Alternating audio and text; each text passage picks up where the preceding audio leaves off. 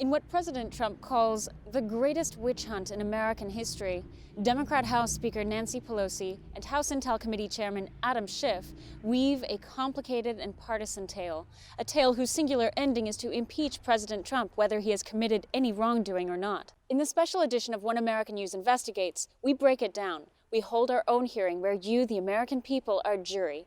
You decide. Watch as President Trump's personal attorney and veteran prosecutor Rudy Giuliani, together with One American News, calls up top Ukrainian diplomats and officials as witnesses to testify, under oath, their side of the story. The side that not only destroys Adam Schiff's case for impeachment, but uncovers what may be one of the greatest cover-ups of our time. In Kafka's nightmarish novel, The Trial, the protagonist is accused of a mysterious crime, endures faceless judgment, and navigates a maze of factless persecution within a system of bureaucrats and civil servants hell-bent on charging him of a crime. Why am I always in the wrong without even knowing what for or what it's all about? That's not something I'm prepared to discuss with you, Mr. Kay. Fast forward to the year 2019, and we see Kafka's 1915 novel playing out in the Democrats' impeachment spectacle of President Trump, what some call a crime in search of the evidence. Impeach 45! We must open an impeachment inquiry. We begin impeachment proceedings now. And we've got to impeach him and get rid of him. My sole focus right now is to make sure that he's not the president next term. My sole focus. We're going to go in there, we're going to impeach the motherfucker. We're going to launch an Article 3 impeachment. 3 years into Trump's presidency, Democrats finally got their wish. On Halloween, House Speaker Nancy Pelosi gave her impeachment blessing, and votes were cast for a House-led inquiry into President Trump. But as the inquiry commenced, it seemed Democrats dealt more tricks than treats, launching headlong into closed-door hearings, second, third, and fourth-hand information, questionable witnesses, drawn-out public hearings. Hundreds of hours and thousands of testimony pages later, Democrats are no closer to making the case for impeachment than they were the day Trump was inaugurated. Worse for Intel Committee Chairman Adam Schiff, confirmation Trump acted illegally has been squashed time and again by his own witnesses. I don't recall President Trump ever talking to me about any security assistance. And like the Kafka novel, the accusers themselves seem confused about the exact nature of the crime, shifting accusations from quid pro quo to bribery to smear campaigning and back to quid pro quo. At the heart of this latest round of quid pro quo accusations, one name surfaced over and again: President Trump's personal attorney, Rudy Giuliani. Democrats and their witnesses claim Giuliani was a central figure in a nefarious plot to dig up dirt on Joe Biden and his son Hunter in order to help President Trump for 2020. It was very apparent to me that that was what Rudy Giuliani intended, yes. Mr. Giuliani. Rudy Giuliani. Most Americans are getting exhausted as they try to keep track of Schiff's drawn-out, one-sided inquisition, one in which Republicans are given little say. White House attorneys are banned from participating, and Schiff outright refused Republicans the right to call any witnesses of their own. Fortunately, Schiff can't stop One American News from bringing in some of these witnesses and asking the very questions he refuses to let America hear. We first sat down with the man of the hour for his side of the story. Rudy Giuliani, personal attorney to the president and veteran prosecutor, America's mayor, and recently the subject of a lot of finger-pointing from an impeachment inquiry led by Adam Schiff. It's almost impossible to tell you how many lies have been told by Adam Schiff and by the Democrats. They have become, to me, a totally corrupt organization. There's no basis for most of what they're saying. They even changed the meaning of language, bribery. Oh, it's quid pro quo. No quid pro quo, it's bribery. Hey, jerks, it means the same thing. Bribery, quid pro quo. You can't have bribery without a quid pro quo. It reminds me of Alice in Wonderland and Humpty Dumpty, You make the words mean what you want. For the layman who is watching bits and pieces of this entire proceeding, we get the impression that you, Rudy Giuliani, the personal attorney to the president, was sent over. You fly over in the cloak of night into Ukraine. You drop yourself down there and you start moving things and facts and people around. Would it surprise you that I haven't been in Ukraine for 2 years? That during the course of this entire thing, I never went to the Ukraine, either in the daytime or in the middle of the night. 2 years. You have not been to Ukraine for 2 years. Last time I remembered exactly. Last time I was in Ukraine was in December 2017. So let's get the facts straight. Haven't been to Ukraine for 2 years. Never went to the Ukraine for this mission of investigating for the president. So what was Giuliani doing in Ukraine? Giuliani says this last trip to Ukraine was for a security mission for the city of Kharkiv, before he was even asked to be President Trump's personal attorney. He has a paper trail and witnesses to prove it. Still, the Venn diagram of Giuliani and Ukraine has become impossibly muddled in Schiff's impeachment proceedings. I was sitting in my office late on an afternoon. It had just begun to get cold. It's like a novel, right? Just begun to get cold. I got a call from a friend of mine of 35 years. Former assistant U.S. attorney, former executive in the U.S. Attorney's Office, an excellent investigator of the highest repute. And he said to me, Rudy, you're not going to believe me, but you know the collusion they're talking about in Russia? I said, yeah, the one that didn't happen.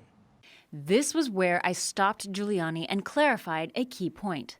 November of 2018 found everyone watching the Mueller investigation, that expensive and baseless accusation that the Trump campaign colluded with a foreign government in order to collect dirt on a political opponent.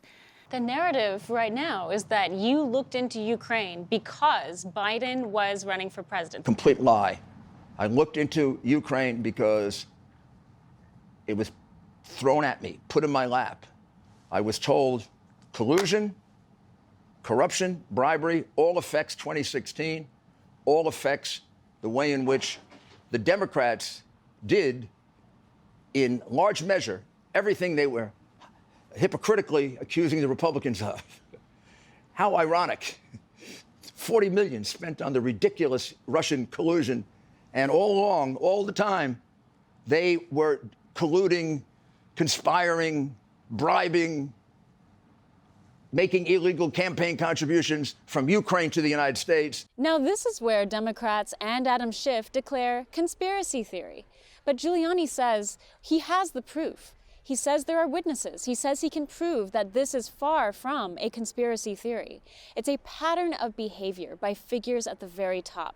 When we return, we go back to that phone call he received on that wintry fall day in New York, ground zero of what could well be the uncovering of the most corrupt cover-up in American history.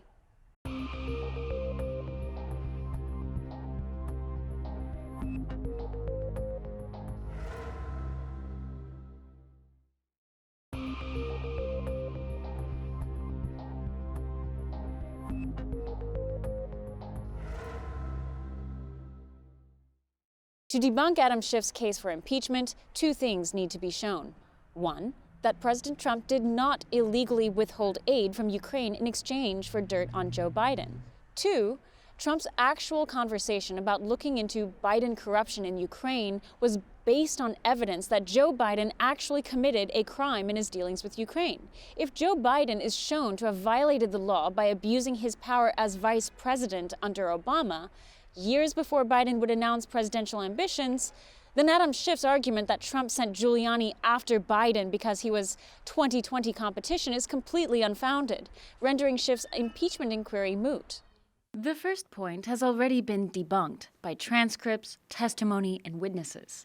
The second point is the weightier accusation. For that, we go back to that fateful conversation on Thanksgiving Eve 2017. We're back in Rudy Giuliani's office in New York, listening in to a phone call where a former U.S. attorney and investigator just told him he had information Democrats committed the same crime in Ukraine they were accusing Trump of committing in their Russia collusion investigation under Mueller.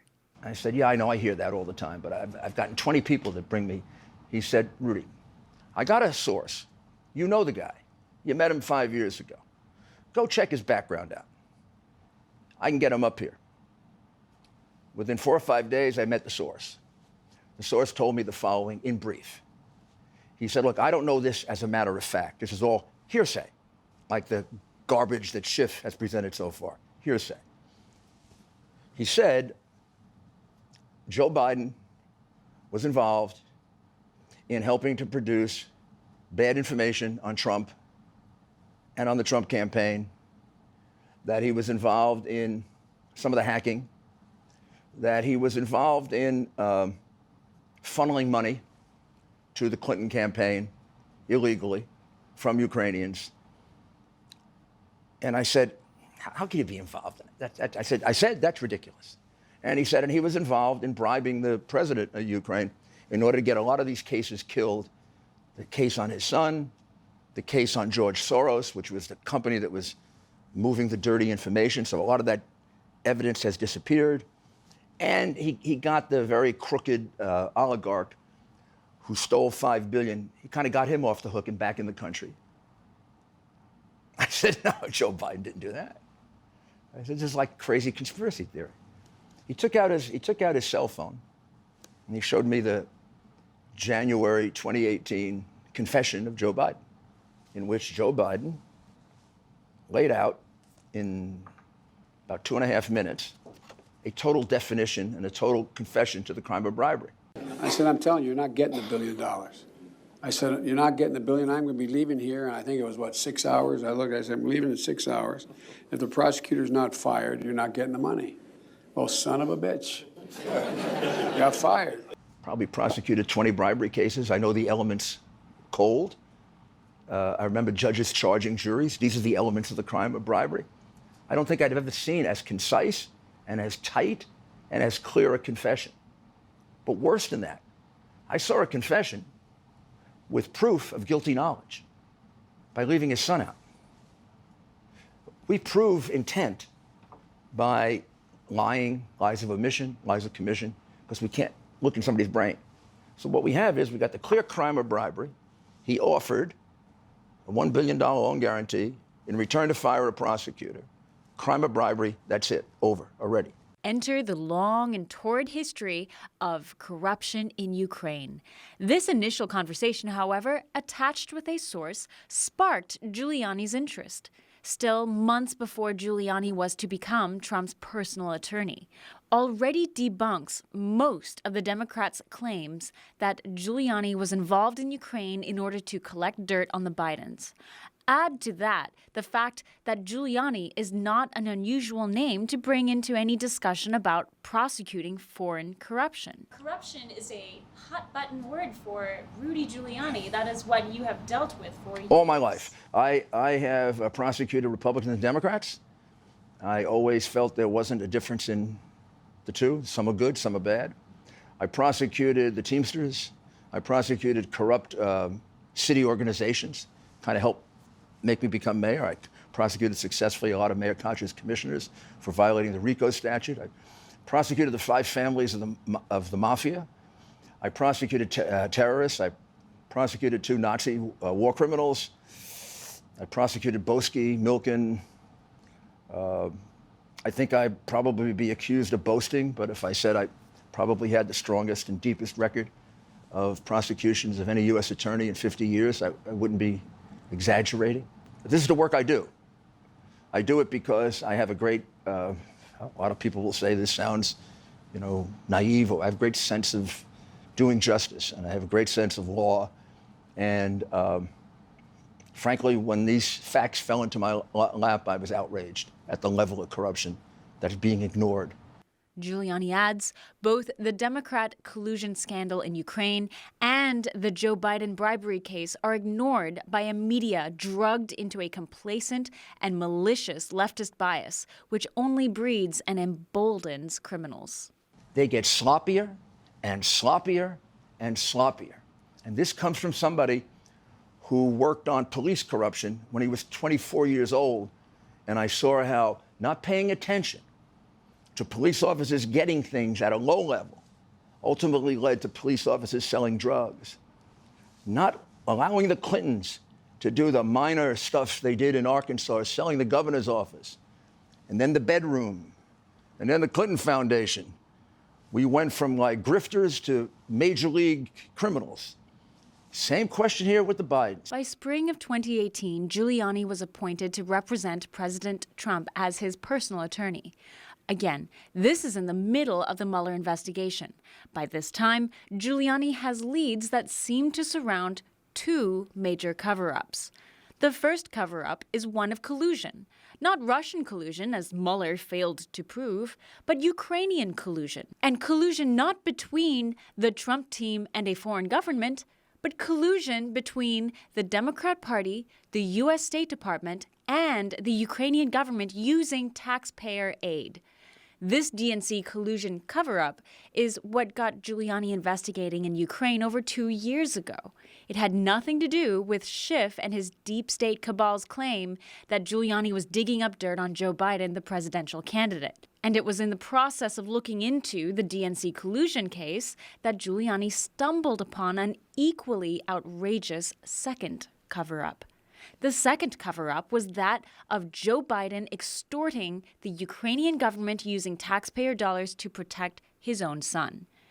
To the DNC collusion with a foreign government, Democrats claim conspiracy theory. To the cover-up that Biden bribed a foreign government in order to protect his son, Biden and Democrats say conspiracy theory. But a conspiracy theory is based on conjecture, assumptions, coincidences, and strange connecting dots. A conspiracy theory becomes reality when backed up by actual evidence.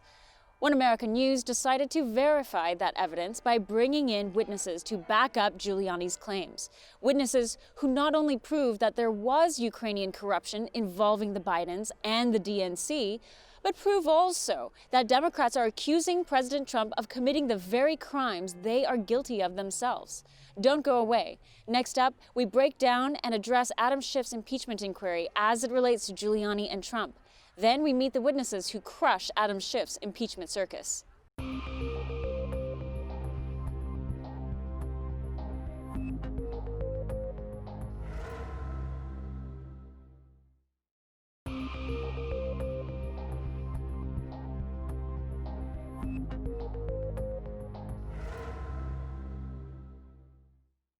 In the previous segment, you heard from Giuliani himself, how he became involved in Ukraine to begin with. His answer completely annihilates deep state and Schiff accusations that Giuliani was digging around Ukraine for dirt on Joe Biden in preparation for 2020. The reality is, Giuliani was digging around Ukraine to investigate something he's prosecuted all his life: corruption. And corruption he found at a shocking scale. Let's start with what the Democrats have called, time and again, a debunked conspiracy theory: DNC collusion with Ukraine against candidate Trump. Over the course of several days, One American News sat with Rudy Giuliani to look over all the evidence he said he had on the DNC collusion case. The veteran prosecutor was proud to note he's never lost a case. Looking at his preparation and research, it was easy to see why. Giuliani's packed messenger was filled with meticulously filed notes and documents, first-hand accounts, names, dates, places, timelines, articles, government letters. The story was winding and complicated, but in following each alarming statement with the evidence, it was clear collusion between the DNC and Ukraine was far from a conspiracy theory. Giuliani summed it up in the following terms. The Ukrainians illegally helped the DNC, and nobody bothered to follow it up. And for a year, they've been trying to get it to us, and they were blocked by the FBI, and they were blocked by the Justice Department. Starting with the easy evidence, public information. In January 2017, Politico's Ken Vogel and David Stern broke a bombshell story that created far less falderall than it deserved. Ukrainian effort to sabotage Trump backfires, read the headline. The article goes on to break the story that a DNC operative named Alexandra Chalupa, a former Clinton White House employee turned DNC consultant, met and colluded with top Ukrainian officials in order to collect dirt on a political candidate, Donald J. Trump and his whole team. It bears repeating. This is ironically the exact crime Mueller blew millions of taxpayer dollars trying to accuse Trump of committing. But in this case, no investigations were opened into Democrats. Alexander Chalupa, there's no question about. Alexander Chalupa was hired by the DNC. She was paid money, and her job, as I think we can prove in a court of law, her job was to gather dirt on Trump, Manafort, Donald Trump Jr. Any dirt. Chalupa found her avenue through top Trump aide Paul Manafort. Manafort had worked in Ukraine until 2013, dropping off Ukrainian radars since then. But this was enough for Chalupa. According to the Politico article and several witnesses who have come forward since, Chalupa was on a singular mission. We have witnesses in Ukraine that will say that she gathered dirty information and, working with Antax, stored it. And we don't need witnesses because she made a big mistake. She sent a text, and this is at a very important time. It's several weeks before the phony, discredited Black Ledger came out.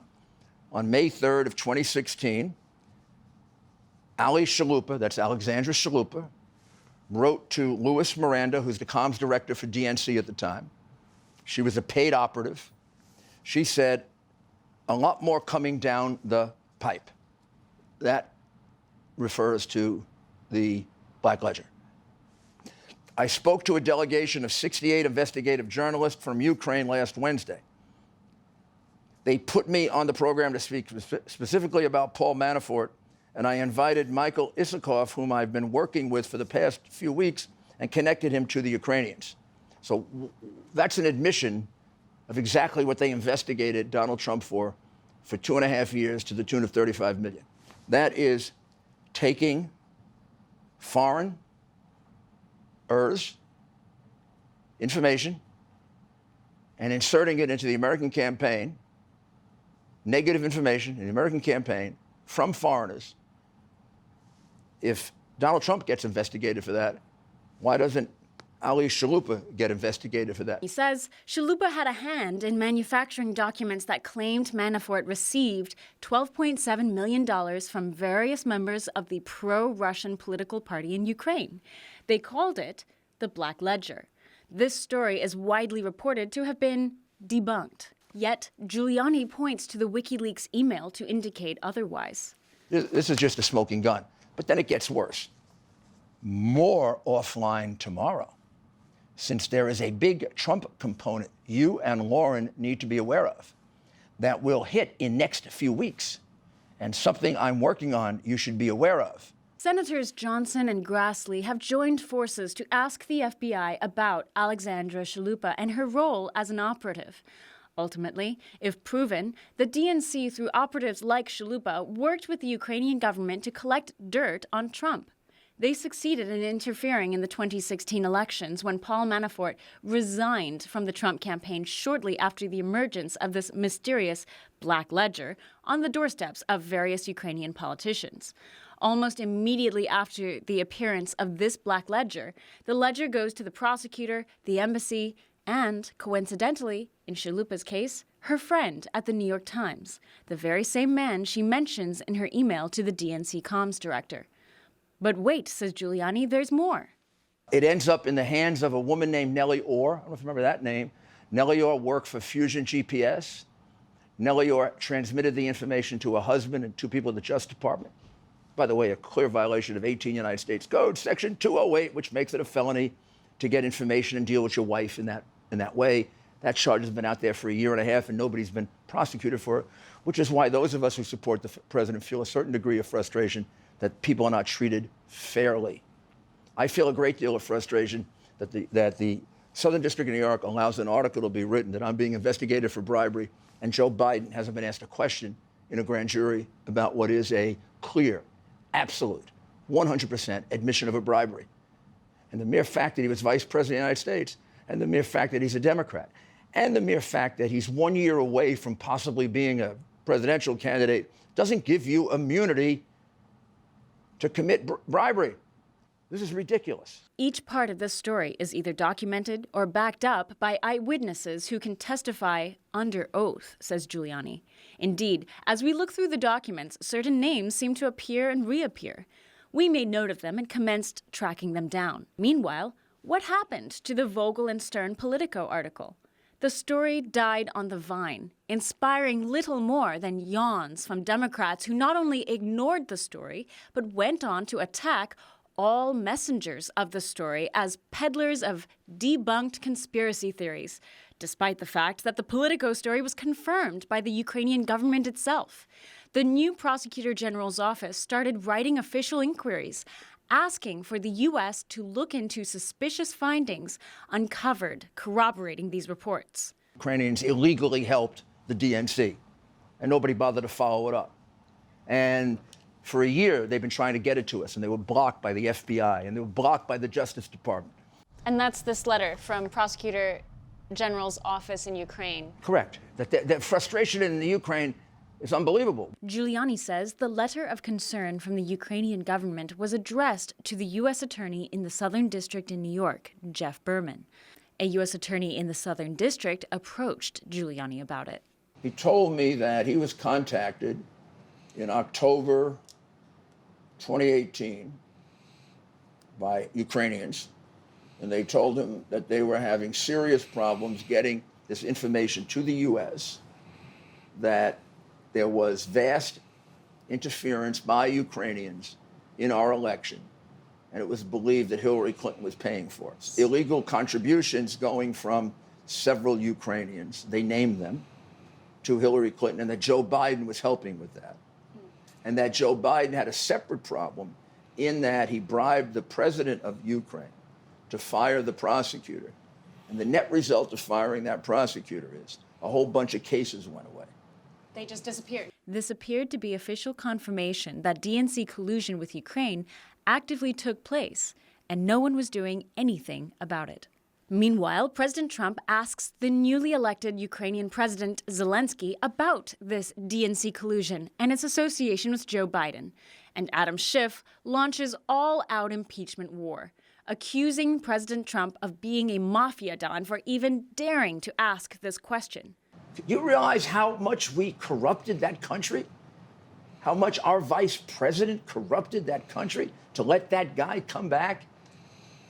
Do you realize how it makes it impossible for our country to be respected in the Ukraine if we don't hold our public officials to account for doing something like that?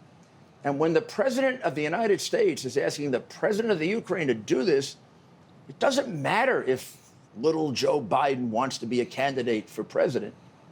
Just because you want to be a candidate for president doesn't mean you can corrupt nations. It doesn't mean you can steal money. It doesn't mean your family can become rich off your public service and you claim not to know about it. Where the heck is that in our Constitution? But Democrats ignore these facts, and the media goes right along. Because we have a media that has no ability to even read the transcript, they just believe anything the Schiff says. I mean, nobody realizes that, for example, Zelensky is the one who brings up corruption in the conversation, not Trump, when he says, I have to drain the swamp here. That most of Trump's conversation about corruption is collusion. Out of 120 lines, only 5 are devoted to Biden.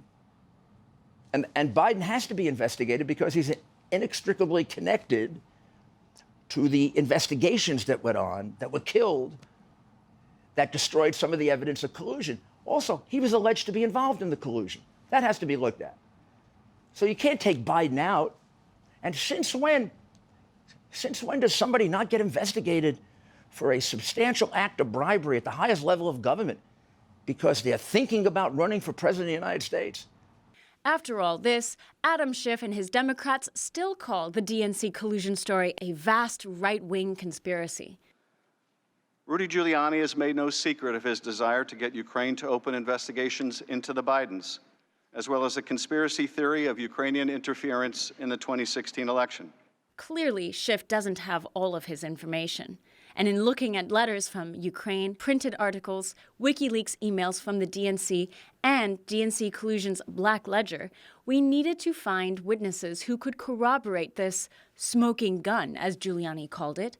Was the Black Ledger that took down Manafort in an attempt to derail Trump really manufactured by Democrat operatives? Who knew about it? Who paid for it? What happened to it? Where was our FBI in all of this? We found a surprising range of witnesses willing to testify under oath the answers to these questions. Don't go away. Next, we tracked down these witnesses and bring them to Washington. A feat in and of itself, considering the forces who don't want these witnesses to speak out. You're watching a One American News Investigates exclusive. We'll be right back.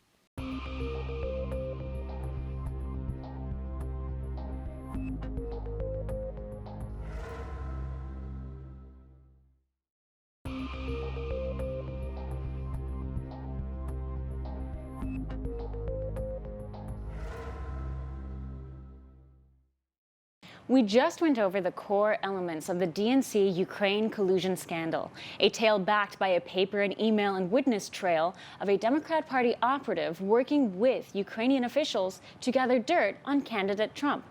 Over the course of our investigation, One America tracked down Ukrainian diplomats, high-ranking former officials, and Ukrainian politicians, figures who could provide first-hand eyewitness accounts of whether or not this story of DNC collusion with Ukraine had any merit. Over the course of our investigation, One America tracked down Ukrainian diplomats, high-ranking former officials, and Ukrainian politicians, figures who could provide first-hand eyewitness accounts of whether or not this story of DNC collusion with Ukraine had any merit. Although what Mayor Giuliani had shown us to prove this was compelling enough, we needed more in order to prove DNC collusion. We needed eyewitnesses to connect Giuliani's dots. We tracked down and brought to the U.S. 3 key witnesses who could each testify from a different vantage point on DNC collusion in their home country. By default, they also knew a great deal about Joe Biden and his heavy-handed dealings in their country. But how does one determine who is a credible witness and a non-credible witness? Who better to ask than veteran of the courts, Rudy Giuliani? All right, Mayor, we're about to hear from a handful of witnesses that we have brought in to corroborate some statements that have been challenged in the media recently. But for the audience, for the benefit of the audience, briefly go over what Adam Schiff's impeachment inquiry is missing in terms of quality witnesses. It's missing direct evidence. It's hard to actually remember if there's any. But I think people, if they remember the testimony, the nature of the testimony, will understand this. People testified not that I heard or that I saw. That makes you a direct witness. They testified, I heard from someone else who heard from someone else, or I surmise, or it's my opinion, or I guess. On paper, Adam Schiff's parade of witnesses appeared to be a stellar lineup.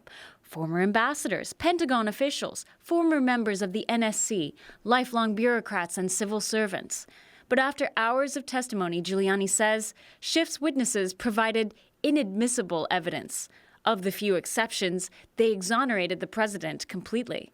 Mr. Morrison, you were on that call, and there was no mention of withholding aid on the call, correct? That is correct, Congresswoman. And there was no quid pro quo, correct? Correct. What is admissible and inadmissible evidence? So admissible evidence is direct testimony. What did you see? What did you hear? What did you smell?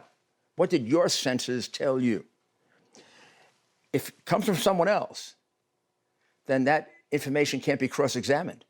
You may tell me that a bank robbery took place 2 days ago, and I testify that the bank robbery took place 2 days ago. And the defense lawyer gets up and says, did you see the bank robbery? No. Did you see the bank robbery? No. Did you hear anything about the bank robbery? Oh, yes, the person told me about it, but you weren't there. Objection, Your Honor. Witness dismissed, evidence stricken from the record. That's called hearsay evidence.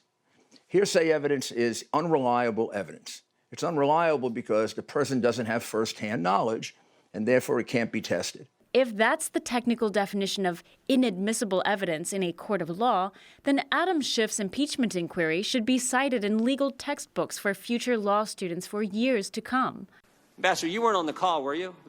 You didn't listen on President Trump's call and President Zelensky's call? I did not. You've never talked with Chief of Staff Mulvaney? I never did. You never met the president? That's correct. You had 3 meetings again with Zelensky and it didn't come up. And 2 of those they had never heard about as far as I know.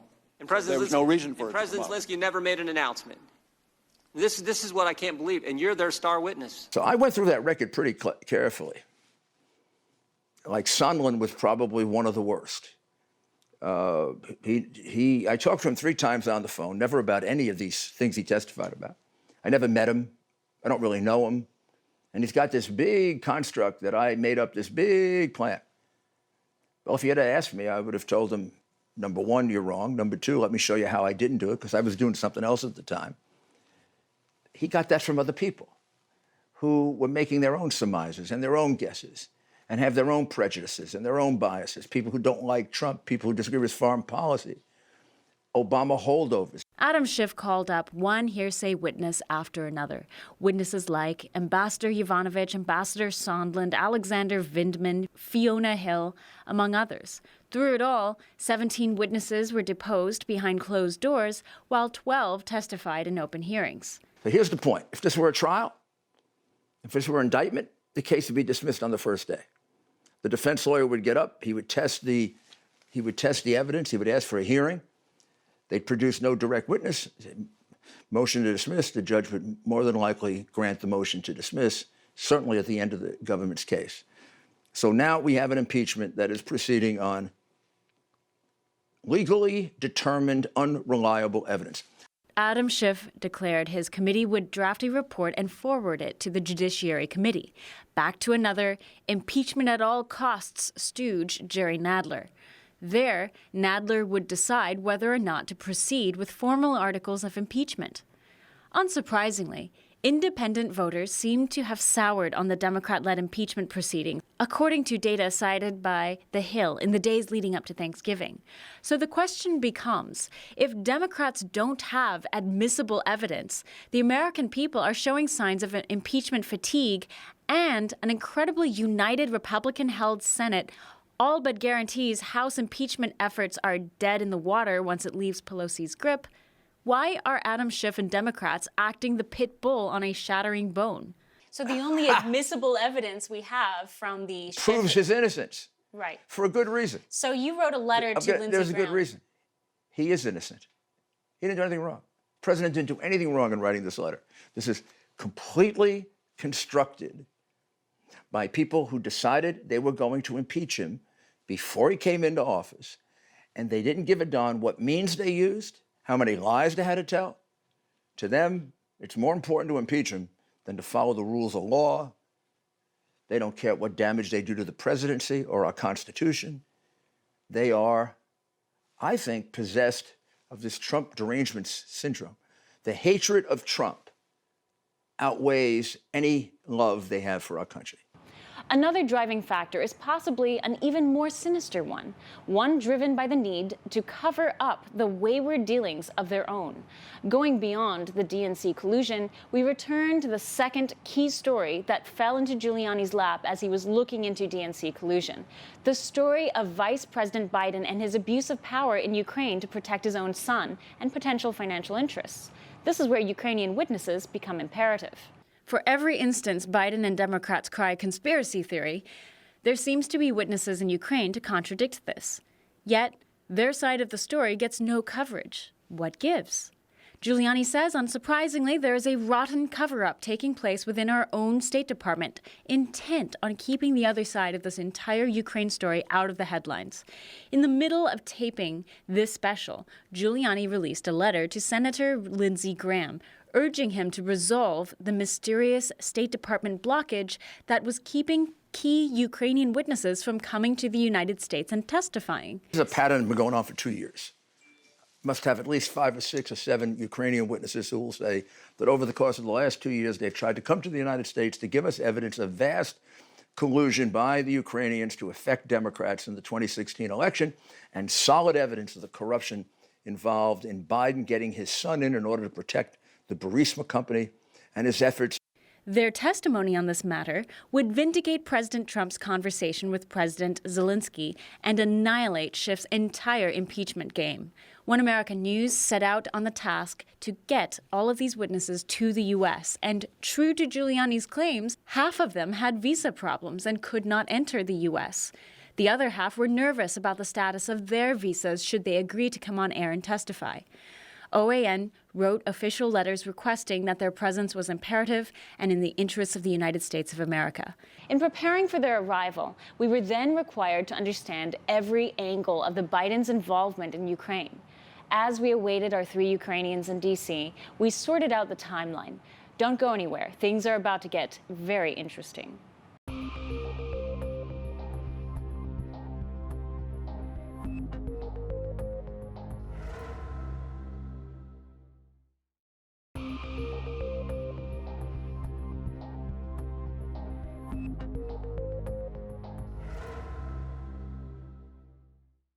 So if Democrats know they won't ultimately remove President Trump through their impeachment circus, what exactly are they doing? The answer circles around to Joe Biden. Democrats allege in breathless hysterics how President Trump was so worried about Joe Biden as a rival that he told Ukraine to dig up dirt on the poor and saintly Joe Biden. But the transcripts and witnesses completely contradict this narrative.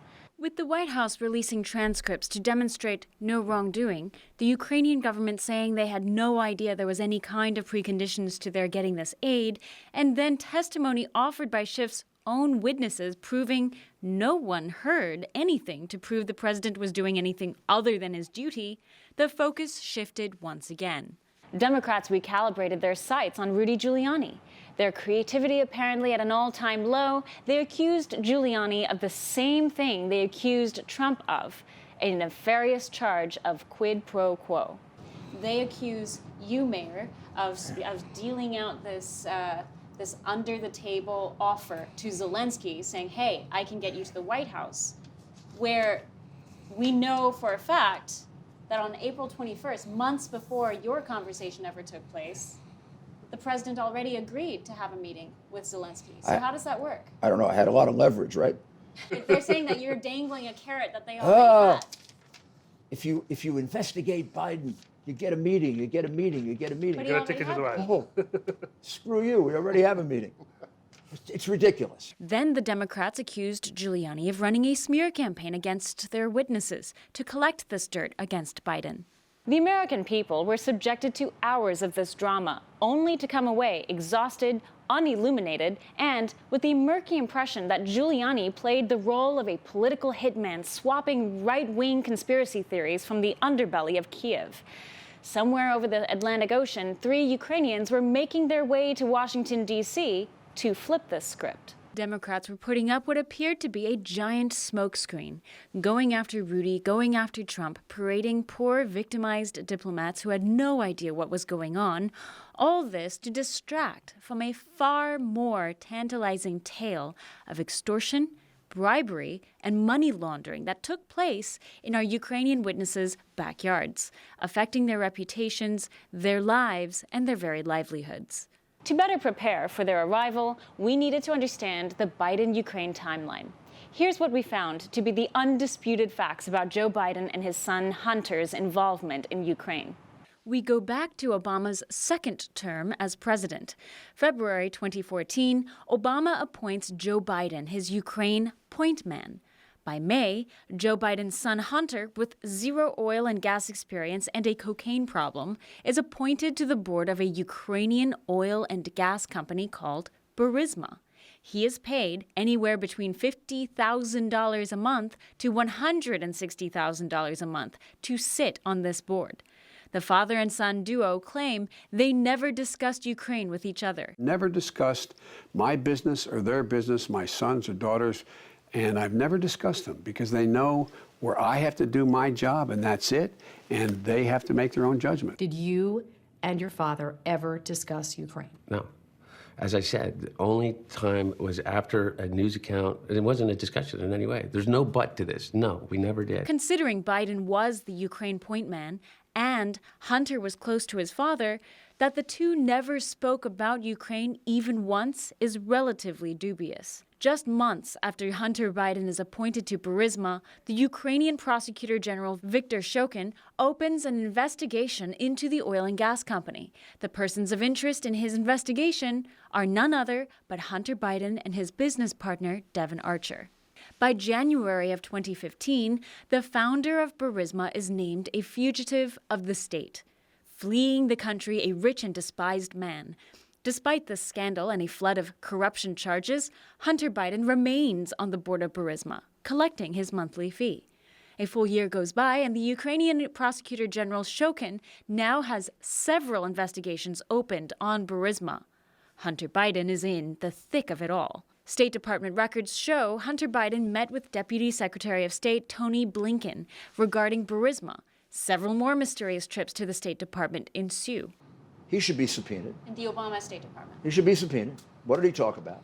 If they talked about Burisma and there's no foreign agent registration form filed for it, that's what Manafort went to jail for. Now, I don't think that statute applies only to Republicans. Entering the last year of Obama's presidency, Vice President Joe Biden tells then Ukrainian President Poroshenko he must dismiss the troublesome Shokin. Then in late March 2016, Vice President Joe Biden threatens Poroshenko with withholding the next $1 billion in loan guarantees unless he removes Shokin, the prosecutor general investigating Burisma. Without this $1 billion in U.S. taxpayer dollars, Ukraine would go into default. 7 days later, Ukrainian parliament fires Prosecutor General Viktor Shokin. 2 days after that, VP Biden arrives in Ukraine, awarding them with $1 billion in loan guarantees. 2 weeks later, Biden is on the phone with the Ukrainian president to discuss the appointment of a new prosecutor general. Yuri Lutsenko is named, a man with no legal background whatsoever, appointed to the country's highest legal position. Vice President Biden praises this choice. Within months, all cases against Burisma and Hunter Biden are closed. One of the witnesses who is actively being kept from coming to the U.S. is Viktor Shokin himself. Shokin has the ability to prove not only that Biden abused his power to protect his son Hunter, but that Joe Biden was covering up an even bigger crime for his son. Shokin, as the prosecutor, was fired. There's this whole question, well, was he investigating Biden's son? He will testify that he was investigating Biden's son. He will show you the documents that prove he was investigating Biden's son. He will show you documents proving that Biden's son committed the crime of money laundering to the tune of $3 million. And he will testify to a number of incidents where President Poroshenko came into his office and told him to slow down on Burisma and Biden because Vice President Biden was objecting. Giuliani goes on to cite how White House recordings trace numerous phone calls between Biden and Ukrainian President Poroshenko. There were about 5 phone calls in the beginning of 2016 between the vice president and Poroshenko. Which we'll save. And three of them at the crucial moment where the pressure was being put on. Be very interesting to see the transcripts. Giuliani proceeded to share with us a sworn affidavit from Shokin. Poroshenko showing up in Shokin's office and saying, Biden's putting pressure on me. You can't go forward with Burisma. Can you slow it down? And all of a sudden, Shokin gets this communique from Latvia that shows a $16 million laundering transaction, classic laundering transaction. It goes from Ukraine to Latvia. It's disguised as a loan to another company. Here emerges an official letter from the government of Latvia, alerting Ukraine of money laundering activity linked to Burisma and its board members, explicitly naming Hunter Biden. Giuliani breaks down how the money is moved across Europe, making its way back to Burisma. Then it's dispersed as payment of board fees. Now, you don't make 2 loans to pay board fees unless you're laundering the money. $3 million gets to Hunter Biden that way. That is a straight-out violation of a money laundering statute. Meanwhile, Joe Biden, Hunter Biden, and their defenders adamantly declare Burisma was a legitimate operation. The Ukrainians would not yield to, quote, investigate Biden because there's nothing to investigate about Biden or his son. On top of defending their involvement, Joe Biden also insists that his firing of Prosecutor General Shokin was because Shokin was corrupt and inept, something we will be asking our Ukrainian witnesses shortly. Giuliani says this is a lie. Biden fired Shokin because Shokin was getting too close to uncovering Hunter Biden's money laundering activities. If this were a legitimate operation, why are you doing it this way? Well, it wasn't a legitimate operation. It was the most crooked company in Ukraine. Everyone knew it. Joe Biden knew it. Joe Biden's son knew it.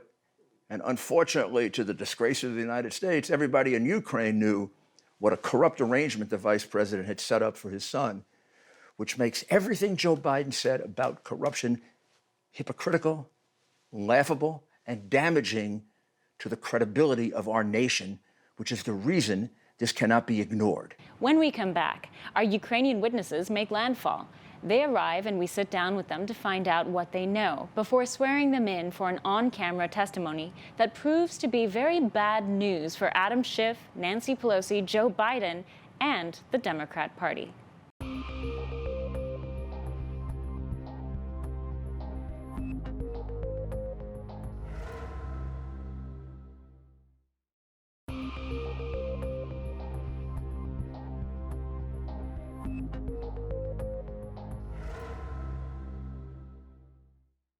Foreign collusion, election interference, Biden corruption, money laundering, forged documents, abuse of taxpayer dollars. Adam Schiff has overlooked all of these legitimate crimes President Trump was duty-bound to investigate, deciding instead to accuse President Trump of the very crimes Democrats have themselves propagated for years, in what Giuliani calls a pattern of behavior shocking in size and scale. They are fighting back because the Democratic corruption of the last 8 years under Obama will be, when revealed, of historic proportions. And as Schiff's now infamous closed-door hearings were dragged into the open, it became even more clear. Schiff's entire premise for impeaching Donald Trump is rooted in a cemetery of Democrat crimes. Crimes we are uncovering piece by piece, and fitting into a sinister picture bigger than we ever imagined. In part 2 of this exclusive OAN Investigates, we uncover the smoking gun. Watch as the 3 Ukrainian witnesses OAN tracked down swear under oath before cameras and share their testimony. We invite you to tune in as America's jury. Listen, watch, and understand the side of the story Democrats are trying to hide from you in their impeachment inquisition. Come back for the rest of this incredible story with our special guest, Rudy Giuliani.